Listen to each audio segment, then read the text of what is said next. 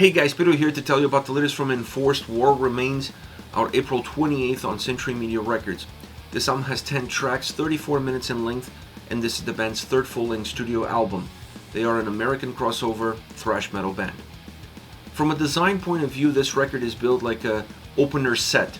34 minutes in length, you don't have a lot of time, you have to be very condensed, you have to be very compact in your live performance, so you have to pick songs that are going to bring people to the pit. And that's exactly what this album will do. It will bring people to the pit, and it's built that way, showcasing that less is more. It's a no frills style design for a no frills style record. An album that has aggressive intentions to it, very intense from the start to finish. An album that has great flow, but it's definitely not about the journey. It's definitely not about the path. It's really about enjoying each and every single track. Each and every single song has its own individuality, but they also have a lot of commonalities between them, allowing the album to be very balanced from start all the way to the end. Once you get into the sound, this is definitely an old school style record across all the elements, including production. But it's an album that has a great sound experience, and that production plays a huge role in it. They didn't try to overproduce this record. I feel like they understand exactly who they are as a band, how they sound live, and try to transport that experience into the album, and they succeeded. The production behind this album gives this record an old school feel. It's an album that comes across very raw, almost like they said, press record, let's go, and first take is what we're going to use. Almost like recording an album straight from the demo. This record has that ability to it. It has that sort of intensity to it. It has that sort of aroma to it. I really enjoy that experience because it allows the guitars to be the focus, as they should be for an album with these characteristics. When you listen to it, you're definitely going to see the guitars in the forefront leading the way. The aspect about the guitars that's really interesting is that even in the way they constructed the overall songs and the solos, you still see the old school aroma creeping in. When you look at the overall sound experience, the guitars are very thick.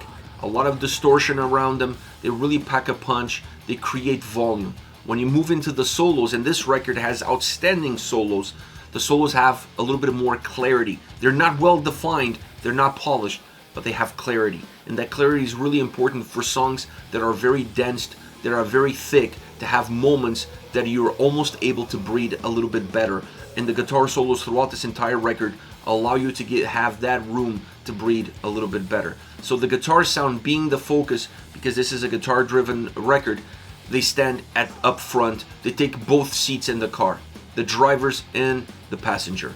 In the back seat you have the drums. You're going to find that the drum sound is a little bit further back from where the guitars are, and that is fine. It creates space between the two. It creates a special layer between the two. It also allows both of them to breathe a little bit better, to stretch their wings a little bit better without necessarily going one into the other and then murking the waters.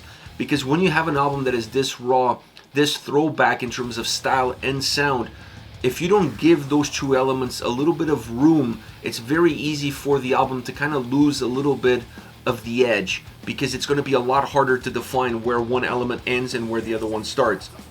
This way you can allow them both to be very raw, very unfiltered, but not touching one another makes the sound experience a lot better, a lot easier to digest. So I enjoyed having the guitars in the forefront, the drums packed a little bit more further behind.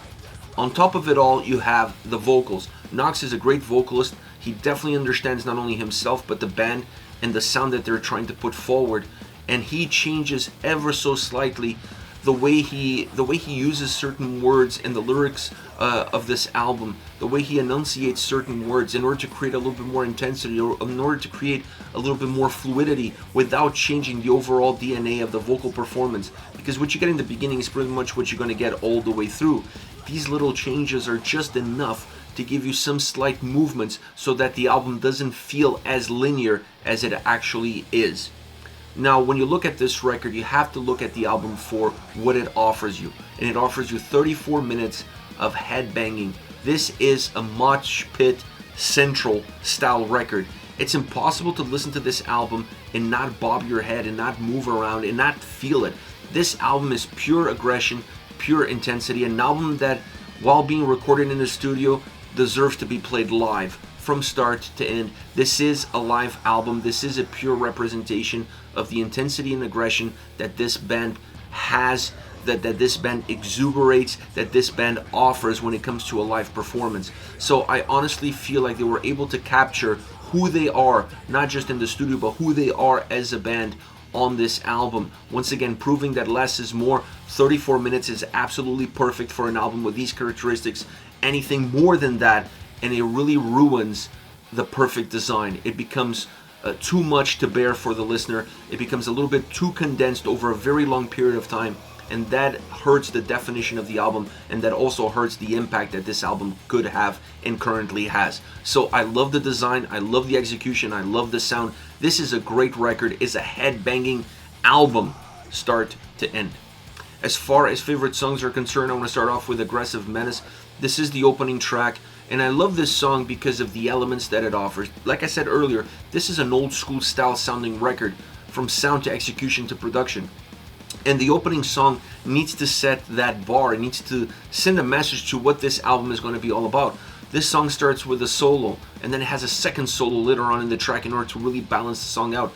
These are very old school elements. Not a lot of bands, modern bands, use this style or this approach. So having the opening track be built in this fashion, have a song that has great movement, that sounds extremely thick and vigorous and intense and aggressive musically and vocally, and have this idea of never really pausing. The only breaks that this track offers are the solos. That's the only time that you can actually catch your breath.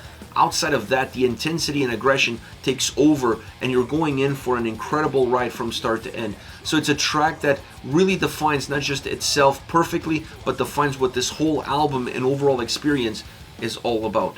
Next we have War Remains, a track that has a little bit of a valley, a peak, and then another valley, kind of built like an inverted V, or like a mountain, if you will.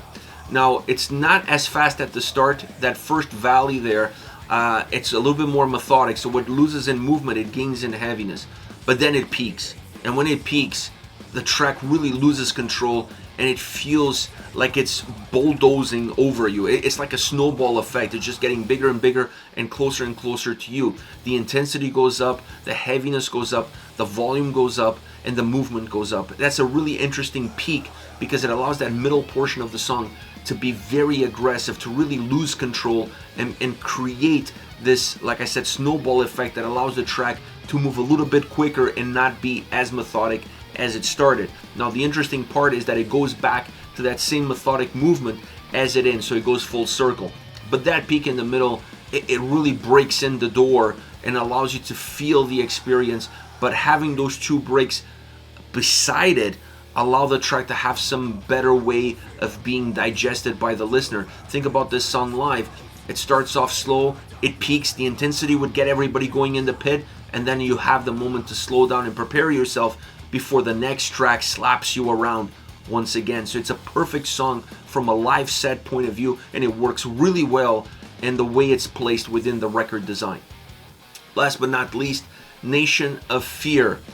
If you want to talk about circle pits and you want to talk about mosh pit anthems, this track definitely needs to be in the conversation. It's a great riffing song as well.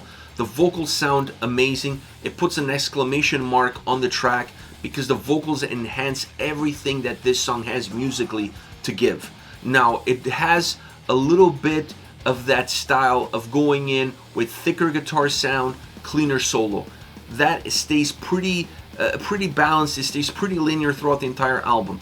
What they did on this song in order to change the dynamics a little bit more and not allow the track to feel repetitive or fall in patterns that we've seen before throughout the entire album is that the drums felt a little bit more punchy. The drums on this track, while still being further back from the guitars, at times they shorten that distance. The distance between them becomes a little bit shorter at times. When the drums get really heavy, when you feel the volume of the drums increasing, those drums start to creep up on where the guitar sound is in the mix. When the drums start to lose a little bit of that flair, a little bit of that heat, of that warmth, of that heaviness, they start to move further back again. So it's a track that, while the overall design, you've seen it before in the album, the way the drums interact with everything else you don't really see it up until this point. So it adds that different characteristic that makes the song unique in its own way and how you perceive it and how it comes across. This is it, Enforced with War Remains, out April 28th on Century Media Records. Let me know your thoughts on the band, on the singles. Use the comment section below. I'll be reading those and getting back to you. Take care, guys.